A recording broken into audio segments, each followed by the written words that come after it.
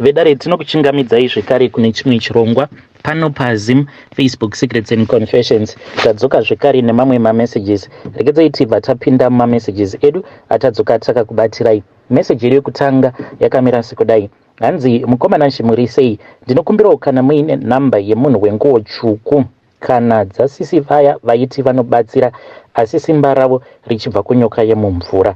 Mune mukomana Shimuri sei, mukoma please hide my numbers. Ndiri mukadzi avawo kuma late 20s, ndine vana 2. Ndauyawo neconfession yangu. Handizivi kuti ishavi here kana kuti chii, but pahudiki hwangu zvekuma grade 1 I remember ndichiita sekunge ndainge ndatemererwa nyora idzi ndakadzitemererwa namaid wedu. Mukoma ndikakuudzai kuti kana ndiri ndoga ndinotozviudza kuti handineine marriage or handina basa nemunhurume, but murume wose wandinenge ndawirirana naye chero zvekudzidza mese or maneighbors anotoguma oda zvekurara neni. Apa chero ukati ndizvifambire ndiri ndega ndige ndichibviswa mweya uri pandiri, wese ukatoenda pamuprofita wechirume anotopedzisira ava kundinyenga, ndotopedzisira ndasiyana nazvo, ndotoregedza kudzokera kuya. Ndinotosema varume especially ndikatofunga kuti vanokuisa hurume and the romance etc.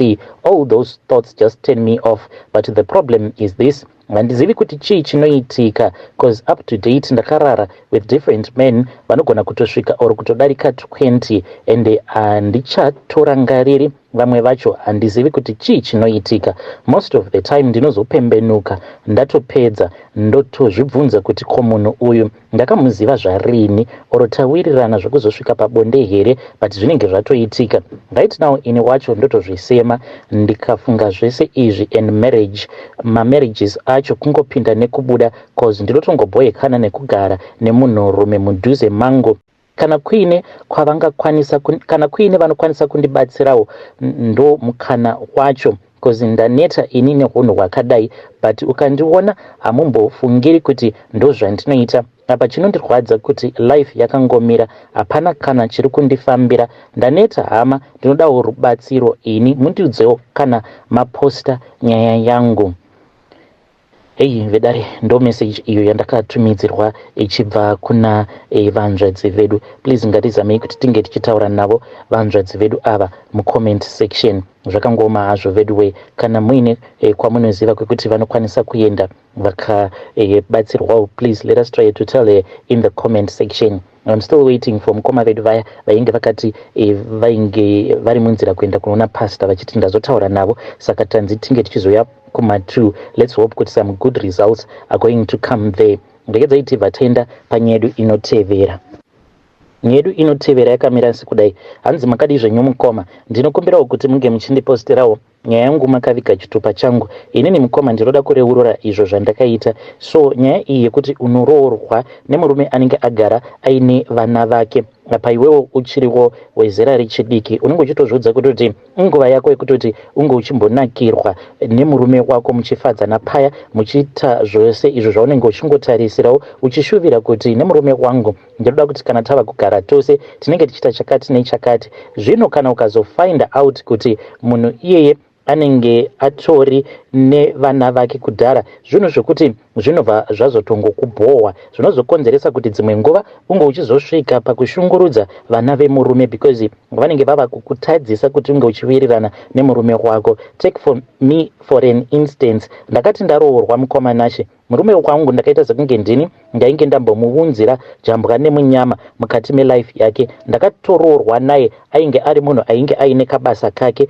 Mushure mekunge ndaroorwa paya, then zvinhu zvikabva zvaoma. He used to stay in a main house, ndokubva tazotanga kugara in a 2-roomed, apa ainge agara aine vana vake 3. Mukomana nashe nguva chaiyo yekuti ndige ndichifadzana nemurume wangu pabonde ndainge ndisina, apa ndainge ndakaroorwa ndichiri musikana. Saka tine zvataigara tichiudzana kuti inini ndikaroorwa ndichida kunyatsokuita zvakati nezvakati. Zvino jinja rose riya mukoma, ndainge ndoshaya kuti ndingariburitsa sei, ndingaita sei zvandainge ndichida kunzwa kuda kuitawo nemurume wangu. Dzimwe nguva wakabatiswa firiji, wakabatiswa stove, wakaitwa sei, maigozviita sei nekuti vana vanenge varipo. Apa vana vacho vainge vakajaira kungoswera vari mumba. Mukoma ndainge ndorwadziwa nazvo. Zvino ndaizoti kana vana paya, kana kuri kunzi murume kana abuda, vana paya kana vakazoita musikanzwa, ini ndaisatoziva kuti sometimes kana uine hasha kana kuti mamwe ma-stresses unokwanisa kuzoita take out those stresses pavana. Ndaizoti vana ava kana baba vavo vasipo, ndaivarova hama dzangu, handidi kukunyeperai, ndaivashungurudza zvekuti ndega ndaizosvika pakunzwa tsitsi. Pane vamwe amai vepanext door vakazoti kwandiri, naiwe marovero awo auri kuita vana ava, apa iwewe uine pamuviri, hautyi here kuti unokwanisa kuzosvika pakuzvara kana mwana anenge akaremara kana kuti mwana anenge asina kunyatsokukwana? Then ivo vakati vandiudza kudaro, ndakabva ndatoti manje ndikuda kuwedzera kuvarova vana vacho ivavo. Ndinorangarira nerimwe zuva mukoma, kwainge kuchinaya, mainge muri muna November, kwainaya mvura yekuti kwainge kwamboita wiki rose kuchipisa. Zvino kwakabva kwachizotanga kutinhira mukoma, mvura iya yemabhanan'ana. Vana ava vakabva vazoita musikanzwa, vainge vaine chimwe chiPlaystation chavainge vakatengerwa nadhedhi vavo. Saka vainge vakanzi PlayStation iyi munongotamba nayo chete kana kuri kunzi munenge mapedza kuita zvemabhuku. But nekudawo kwekuti vainge vaine musikanzwa, vaiti paya kana ndikamboti ndikumboenda kunorara, then ivo vaibva vazosara manje vachiburitsa PlayStation iya vasina kana kumboverenga, vobva vachizotanga manje kutamba nayo PlayStation iya. So pandakazozviona kuti ndo zvavainge vachiita, ndakabva ndazobhowekana nazvo, ndokubva ndazovatora ndikabva ndati izvezvizvi kuri kunaya, apa muri bhizi makabatidza TV iyoyo kana kuri kunzi ikatsva munofungidzira kuti ichagadzirwa nani? Mukoma ndakabva ndati muri kufanira kuti mose munge muchibuda panze. Vose vakabva vabuda panze mukoma. Vakati vabuda panze kudaro, ndokubva ndakiya door mukoma. Vana ava vakaita kurikitwa nayo mvura for about 30 minutes vachingonaiwa nemvura. Ndakazovanzwera tsitsi. Vana ava ndakazoti ndavati pindai mumba, vainge vobvunda mukoma. Vakazobatwa neimwe flu yekuti kana murume akabvunza kuti ko vana ava chii chiri kuitika, ivo ndaiti kana vakabvunzwa nababa vavo, ndaibva ndavatarisa nerimwe ziso rekuti vega vaitoona kutoti kana tikataura chokwadi pano tinosara tichiurawa navo amai ava. But nekufamba kwenguva ndakazoti ndazvarawo mwana wangu wechinhamba 2, ndainge ndava kuisa focus yangu a lot on my own kids. Saka I think kuti nhau inoitika ndeyekuti especially kana ukapinda mumarriage nemurume anenge agara aine vana vake, zvinoda kuti vana ivavo kana paya muchiri pahoneymoon stage, then vana ivavo vanofanira kuti vange vachimboenda kunogara somewhere else, kana vakamboenda kunogara nana gogo vavo kana kuti naamai vavo, so that iwe unge uchimbopedza shungu dzako dzose nemurume wako. Handiziviwo vedare, but ndo maonero angu, ndo mafungiro angu iwawo. Please ndizivise if what I did was wrong and how can I correct it. But zvakaitika vana ava pavainge vachiri vadiki. Ei vedare ndo message iyo yandakatumidzirwa ichibva kuna vanzvadzi vedu. Ngatizamei kuti tinge tichitaura navo vanzvadzi vedu ava mucomment section. Zvakangooma hazvo vedu we. Hey, ya pakaipa. Regedzai tibva taenda panyedu inotevera. Nyedu inotevera yakamira sekudai. Hanzi makadi yenyu mukoma. Please post for me as Haidi. Yangu haisi zvayo confession, but ndiri kutsvakawo advice for my brothers and sisters here. Ndiri musikana ane makore 27. I met a guy when I was 25 and we have been dating for 2 years now. Kumuda ndinomuda munhu uyu and I believe he loves me. Onaika mukoma, nyaya yangu ndei, this boyfriend of mine uyu, he is 37 years old. He is divorced and he has 4 kids mukoma. Ini handina kumbobvira ndakapinda muwanano and handina kumbobvira ndakaita mwana. Single father vangu ava vakatondikwana ndiri mhandara at 25. The reason as to why ndauyawo pano is now ari kuda kuroora. Inini kuroorwa naye ndinoda because I love him, but the fact that he has 4 kids, it scares me a lot. Ndinozozvikwanisawo here ini zvekuita step mom of 4, uye kumba kwedu vanozvigamuchirawo here izvozvizvi? Kumba kwavo ndava kutozivikanwa, ndatova muroora weko ende vana vakamboya kuholiday kwababa vacho, ndikatombotama kwangu kumba ndikanogara nevana for a month tichijairirana. Aiwa, they were sweet little souls, takapindirana chaizvo. Asi vachiri vana kaava vanogona kuzochinja nekukura. Now ndakunyanyo kuda advice because ari kutaura zvekuroora muna December imomomo. Ini kutaura chokwadi relationship iyi ichitanga ndaingoti aiwa inopera, but I fell deep along the way. I talked to my sister vakati vana havatadzise kuroorwa asi wotoziva kuti you are a mother now. I haven't talked to anyone about this. Ndiri kuzeza kuti hama dzinozoti hazviite. Vabereki vangu ini vakashaya, pamwe ndaigowanawo wekuudza amai vangu vondipawo advice. I have talked to my friend akati usavaudza, unotaura after marooro. Iyi zvinoita here mukoma? Ndiri kutya responsibility yevana 4 asi munhu wangu ndiri kuda kugara naye. Ndinokumbirawo vedare renyu vechikuru vandibatsirewo kuti ndingaitawo sei. Ndoroorwa here nasingle father ava oro ndotsvaka asinawo vana seni totanga pamwe chete. Inini ndakakura nastep mother ende mararamiro andaiita handifunge kuti I would want someone's child to go through what I went through. Ndiri stressed mukoma nashe asi munhu wangu ndinomuda zvekurevesa. My only fear is vana ndinozovakwanisa here. Amai vavo variko, she is remarried now, vana vari kwagogo amai vababa vacho. My boyfriend is really responsible, munhu wekuti anoda vana vake and takes good care of them. Kunyangwe neni aiwa ndinochengetwa. Vedare ndibatsireiwo, ndinokwanisa here marriage yerudzi urwu. Please notify me kana maposta kana zvichiita kuti muposte. I'll be following through in the comment section. Vedare ndo message iyo yandakatumidzirwa ichibva kune mwanasikana uyo. Please ngatizamei kuti tinge tichitaura naye mwanasikana uyu comment section pakaipa. Let us try to give a advice. But nyaya iripo manje ndeyekuti vanzvadzi handiti murume uyu makatosangana naye pabonde, so chichazoitika ndechikuti hongu muchaenda mubva mazonotsvaka umwe munhu wekuti iyo anenge asina vana achakubvunzai kuti ko kumandara wakaendepi sezvo zvandasangana newe iwe usina vana. Ipapo ndo panokwanisa kuzotanga mahwani. By the time yamunoda kuzodzokera futi kune munhu uyo kwacho akakubvisai kumandara, iye anenge atoita move on, nekuti pari zvino varume vekutoti vanenge vatori willing kuda kutoroora zvekutoti anotokupawo madates kuti by December ndoda kunokuroora vashoma. Vazhinji vagere mumamarriages vasina kana kumbogara vakabvisirwa tsvakirai kuno. So I think you need to make that proper decision. Then you ask yourself a lot of questions.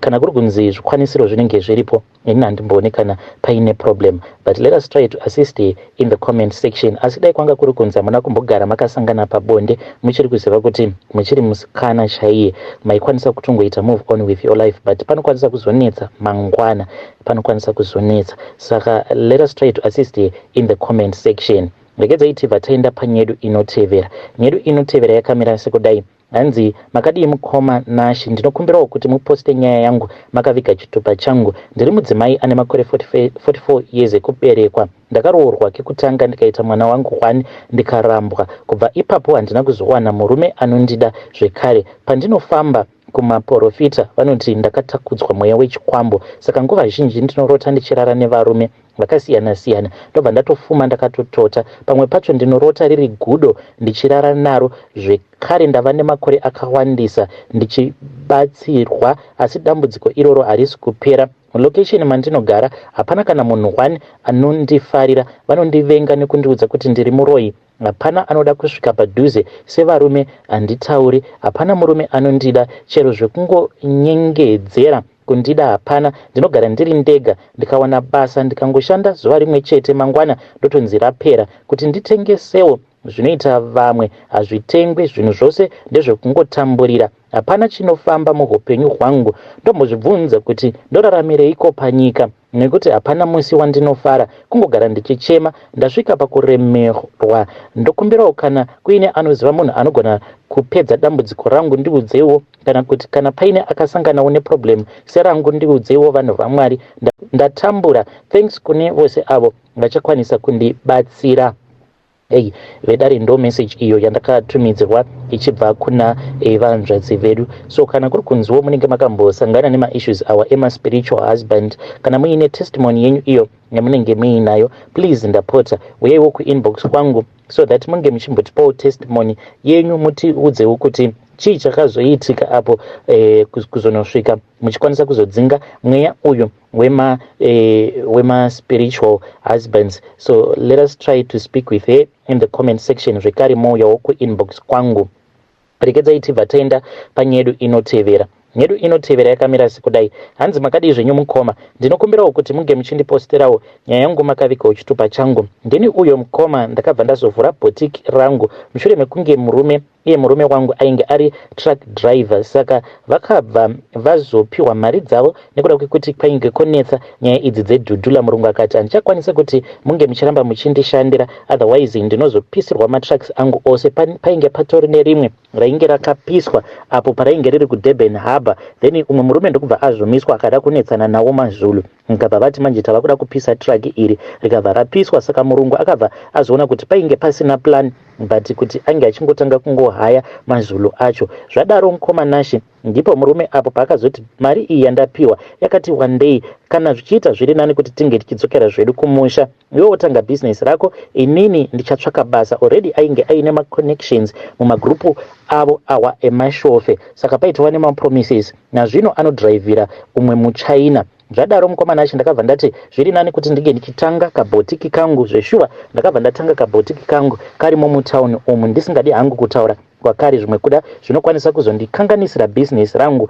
Ndakatanga kabhotiki kangu kaya, but ndakabva ndabhuroka mukoma Nashi pasina kana nguva, but ndakazonobhuroka mushure mekunge ndaudza vamwe amai guru vangu, mudzimai wabankuru mukoma wababa. So ndakangoti ndavaudza kuti ndatanga kashopu, vakabva vaziva kuzokaona kashopu kangu, ndokubva ndatobhuroka paya. Zvadaro ndakabva ndazotaura nevamwe amai vainge vaine shopu yavo panext door nepango, vaita zvokungotengesa masnika chete. Vakabva vandiudza kuti ivo vane kamwe kamushonga kavo. Kamushonga aka vanoti makuseni oga oga pavanenge vachinovhura shopu yavo, zvavanoita ndezvekuti vanobva vakaisa padoo paya, then kana vava kunochaisa vanobva vakatora zvekare kamushonga kaya vobva vazokasiya mushopu. Saka ndakazoendeswa kuHighfields uko kwandakazonopiwawo kangu kamushonga. Kamushonga aka mukoma kakangoita kunge modzi but kakaita kunge nzungu zvekare. Ndakabva ndapiwa kamushonga kaya ndikanzi makuseni oga oga ndinongokaisa padoo reshop paya pandinenge ndavhura,